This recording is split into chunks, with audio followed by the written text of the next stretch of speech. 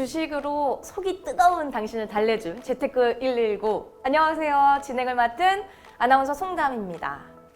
투자는 열심히 하고 있는데 여전히 내 계좌는 불투명해 보이고 어떻게 내 자산을 관리해야 되는지 막막하신 분들이 있다면 오늘 이 시간 주목하시면 되겠습니다. 이분과 함께라면 여러분의 자산 관리도 두렵지 않고 든든해지실 수 있는데요. 소개해드릴게요. 26년 동안 증권회사에 몸을 담고 계신 김태강 차장님과 함께합니다. 안녕하세요. 네, 안녕하십니까, 김태강 차장입니다. 오늘 저희가 계속해서 주식과 관련한 이야기를 네. 이제 2회째 하고 있는데요. 지난해 코로나가 터지면서 네. 많은 분들이 좀 우울하신 분들도 계셨을 거고 네. 또 많이 쾌호를 부르신 분들도 계실 것 같습니다. 예. 시장이 하락한다고 또 모두에게 다 투자의 기회가 열려 있는 건 아니잖아요. 또 네. 그렇다고 모두가 수익을 볼 수 있다라고 장담할 수는 없습니다. 개개인마다의 선택이 좀 다르기 때문에 이에 따라 좌지우지가 될 수 있을 것 같은데 어떻게 하면 일반 투자자들도 이런 위기에 언제든지 빨간불을 좀 볼 수 있을까요? 주가가 이제 하락하는 거에 대해서 제가 이제 말씀을 드리면 그것도 이제 약간의 유형이 있어요. 네. 이제 평상시에 이제 주가가 하락하는 경우가 있습니다. 이제 투자자들은 다 인지하고 있는 악재, 네. 즉 우리가 예상하고 있는 악재로 인해서 주가가 빠질 때는 약 8%에서 마이너스 12% 정도 이렇게 하락을 하고요. 그 다음에는 바로 주가가 상승하는 경향이 있습니다. 그리고 두 번째는 경기가 안 좋아서 네. 또는 기업 실적이 감익을 해서 주가가 떨어지는 경우가 있거든요. 이런 경우는 시장에 조금 영향을 더 줍니다. 네. 하락할 때는 아까 말씀드렸듯이 8%에서 12% 정도 하락을 하고요. 다시 반등을 주고 또 하락을 하고 이거를 기간적으로 보면은 약 2년 정도 진행되는 거 있어요. 이게 이제 두 번째의 하락 유형이고요. 세 번째는 우리가 예상하지 못했던 악재가 터져서 하락하는 경우예요. 네. 그러니까 과거에 보면은 이런 경우에는 우리가 IMF 그리고 2008년에 있었던 금융위기 네. 그리고 작년에 있었던 코로나처럼 이때는 우리가 예상하지 못했던 악재이기 때문에 시장이 하락할 경우에는 약 30%에서 마이너스 50%까지 하락하는 큰 하락폭이 급락이 있어요. 네. 이런 위기는 우리 경제에 영향을 주는 위기이고요. 대신 이제 경제에 이기를 주지 않는 위기도 있습니다.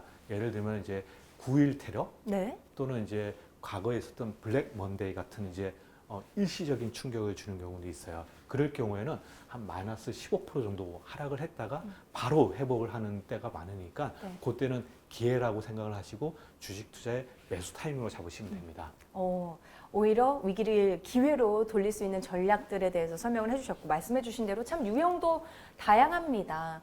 일단 최근에 가장 크게 영향을 미쳤던 코로나19 사태, 그 시기에 주식시장이 어땠는지부터 한번 정리를 해주시면 좋을 것 같아요. IF 2008년 금융위기 그리고 코로나 우리가 지나놓고 보면은 이제 이게 어떤 위기 상황이었고 이게 이 충격이 우리 경제 상황에 어떤 영향을 주는지를 다 알 수는 있지만은 맞아요. 그 당시에는 그걸 알 수가 없어요. 대신 우리가 시장이 이거는 위기상이라고 생각하는 시그널이 있어요. 평상시에는 주가가 하락을 하더라도 하루에 빠지는 하락폭이 마이너스 2%를 벗어나지는 않습니다.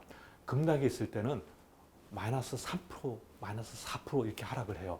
그래서 마이너스 3% 이상 하락하는 날은 우리가 그 하락한 이유를 분석해서 알 수는 없지만은 시장에서는 뭔가 위기 상황이고 시스템에 문제가 발생할 수 있다라는 것을 인지해서 시장이 빠지는 거기 때문에 우리도 그 부분에 대해서 직감적으로 반응을 해야 됩니다. 그래서 주식 비중을 많이 줄여서 현금을 확보하는 그런 전략을 꼭 하셔야 됩니다. 참 어렵습니다. 말씀을 드려보면 상황에 따라서 현금 비중과 주식 비중을 적절하게 좀 생각해서 분배를 해야 되는 것 같은데요. 자금 관리를 어떤 기준을 갖고 좀 하는 게 도움이 될까요? 이 자금 관리 있고 리스크 관리라고 보시면 됩니다. 네. 제가 이제 자금 관리하는 방법을 총 3가지를 말씀을 드릴게요. 첫 번째는 시장이 어떻게 될지 모르기 때문에 언제나 현금 비중을 한 30% 정도를 보유하는 겁니다. 그랬다가 시장이 하락할 때 내가 관심이 있는 기업이나 아니면 내가 보유한 종을 추가 매수하면 되는 거고요. 두 번째는 내가 발생한 수익을 다시 주식 투자를 하는 게 아니라 다른 쪽에 보관하는 거죠. 네. 뭐 은행에 예금을 한다거나 이런 식으로 갖고 있다가 시장이 하락할 때 그 자금을 다시 갖고 와서 주식 투자로 활용을 하면 되는 겁니다. 그리고 세 번째는 약간 좀 적극적인 방법인데요. 내가 시장 상황을 고려를 해서 주식 비중과 현금 비중을 조절하는 겁니다. 음. 근데 시장 상황이 어떤지를 체크하는 방법으로 두 가지 팁을 말씀을 드리면요. 네. 한 가지는 글로벌에 있는 모든 증시는 모든 국가는 동조화 현상을 띠고 있어요. 네. 그래서 다른 한 나라가 하락 사이클이거나 상승 사이클이 나오면은 비슷하게 거기서 아이디어를 얻는 게 한 가지 방법이고요. 두 번째는 외국인 투자자들이 어떤 식으로 한국에 투자를 하는지를 얻는 겁니다. 외국인들이 현물 주식과 선물 매매를 어떻게 하는 거에 따라서 시장 상황이 변화가는 것을 캐치해서 자금 비중을 조절하는 것은 적극적인 방법이라 할 수 있습니다.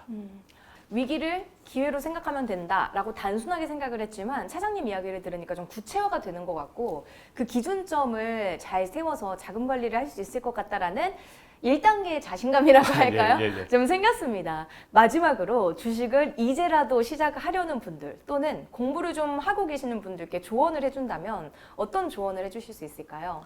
첫 번째, 올바른 투자 철학을 형성하는 게 되게 중요합니다. 근데 제가 아까 말씀드렸던 올바른 투자 철학이라는 거는 10,000명 중에 2~3명이 갖고 있는 스마트 투자자가 갖고 있는 생각인 거거든요. 과거에 제가 갖고 있던 생각은 주식 투자는 싸게 사서 비싸게 파는 거라고 생각을 했었는데 사실 그 개념 때문에 많은 손실을 봤던 것 같아요.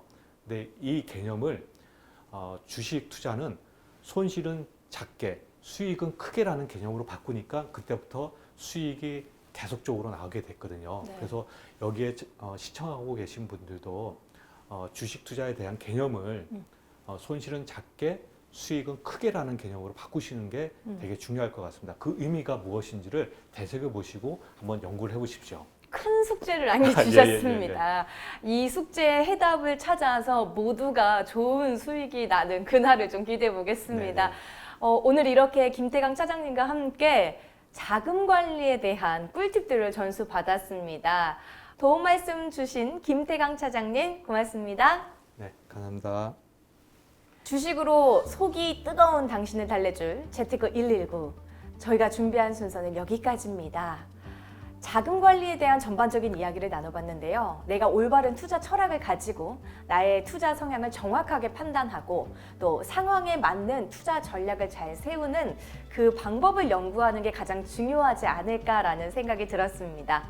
여러분도 마지막으로 김태강 차장님께서 내주신 숙제에 대한 해답을 꼭 찾으셔서 큰 수익을 내셨으면 좋겠습니다.